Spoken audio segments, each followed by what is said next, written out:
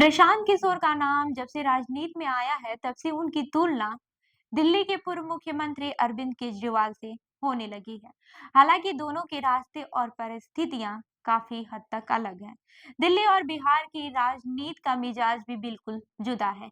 जहां दिल्ली के voter cosmopolitan सोच के साथ वोट डालते हैं, वहीं बिहार में राजनीति का आधार आज भी जाति पर ही टिका है। दिल्ली में अरविंद केजरीवाल अपने अंदाज में फिट हो गए हैं, लेकिन प्रशांत किशोर को बिहार की जमीनी राजनीति में कदम जमाने में काफी मुश्किल झेलनी पड़ी है।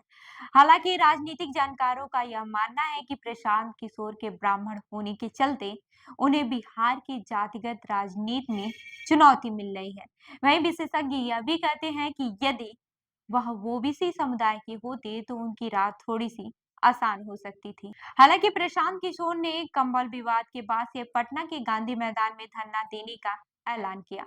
धरने के दौरान पटना पुलिस ने उन्हें सुबह सुबह गिरफ्तार कर लिया और घंटों तक एम्बुलेंस में घुमाने के बाद उन्हें अदालत में पेश किया गया।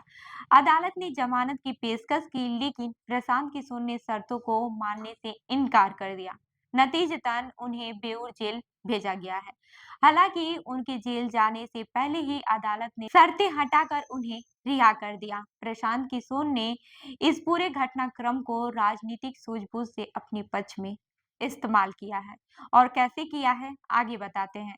आपको बता दूं कि जेल से रिहा होते ही प्रशांत किशोर ने नीतीश कुमार पर तीखा हमला किया। उन्होंने बीजेपी को भी कटघरे में खड़ा कर दिया है और कहा है कि युवाओं के मुद्दे पर पीएम मोदी की पार्टी के नेता चुप्पी साधे हुए हैं। प्रशांत किशोर ने कहा कि बिहार के युवाओं की जिद जीत कर रहेगी। उन्होंने गांधी मैदान में शुरू हुए इस आंदोलन को वहीं समाप्त करने का ऐलान किया। प्रशांत किशोर ने नेता प्रतिपक्ष तेजस्वी यादव और कांग्रेस नेता राहुल गांधी को भी चुनौती दी। उन्होंने कहा कि बच्चों के भविष्य के लिए इन नेताओं को सड़कों पर उतरना चाहिए। उन्होंने साफ किया कि अगर ये नेता इस आंदोलन में शामिल होते हैं तो वह पीछे बैठकर भी समर्थन करेंगे। आपको मैं ये भी बता दूं कि बिहार की राजनीति में प्रशांत किशोर एक नई उम्मीद लेकर आए हैं। जहां तेजस्वी यादव और चिराग पासवान के अलावा दूसरा कोई प्रभावी चेहरा नहीं दिखता, वहीं प्रशांत किशोर ने अपनी रणनीति और जनसुराज अभियान के जरिए जनता के बीच में पैठ बनाने की कोशिश की है। प्रशांत किशोर लगातार बिहार के युवाओं के रोजगार और शिक्षा के मुद्दों पर बात कर रहे हैं। वह नीतीश कुमार और बीजेपी पर निशाना साधते हुए कहते हैं कि बिहार में ऐसा माहौल बनाएंगे कि छठ के लिए घर लौटे युवा यही रोजगार पा सके। हालांकि यह कहना जितना आसान है, करना उतना ही मुश्किल है। वहीं बिहार की राजनीति में पुराने दिग्गज नेता या तो सक्रिय राजनीति से दूर हो चुके हैं या उनका प्रभाव कम हो चुका है। नई पीढ़ी के नेताओं ने गिनती के ही नाम दिखते हैं। ऐसे में प्रशांत किशोर का उभरना एक नई दिशा की ओर इशारा करता है। बहरहाल प्रशांत किशोर के पास राजनीतिक सूझबूझ के साथ साथ संसाधनों की भी कमी नहीं है। सोशल मीडिया पर उनके कैंपेन को लेकर चर्चा है। पटना में उनके रहने के लिए वैनिटी वैन और घर का इंतजाम इस बात को दर्शाता है कि लोग पुरानी ढर्रे की राजनीति से कुछ नया देखना चाहते हैं।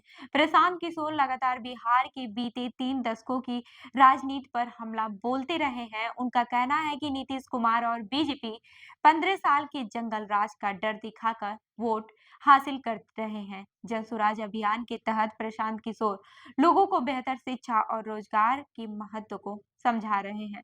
प्रशांत किशोर ने जिस तरह से जेल जाने का साहसिक कदम उठाया और युवाओं के मुद्दे को प्राथमिकता दी, उससे यह साफ है कि वह बिहार की राजनीति में बड़ा बदलाव लाने की कोशिश कर रहे हैं। हालांकि यह देखना काफी है कि उनका यह प्रयास आने वाले चुनाव में कितना कारगर साबित हो सकता है। तो आपको क्या लगता है, प्रशांत किशोर की राजनीति इस बार के बिहार के चुनाव में रंग लाएगी? हमें जरूर बताइएगा। मैं हूँ रूबी आपके साथ और आप देख रहे हैं जनदर्पण न्यूज। धन्यवाद।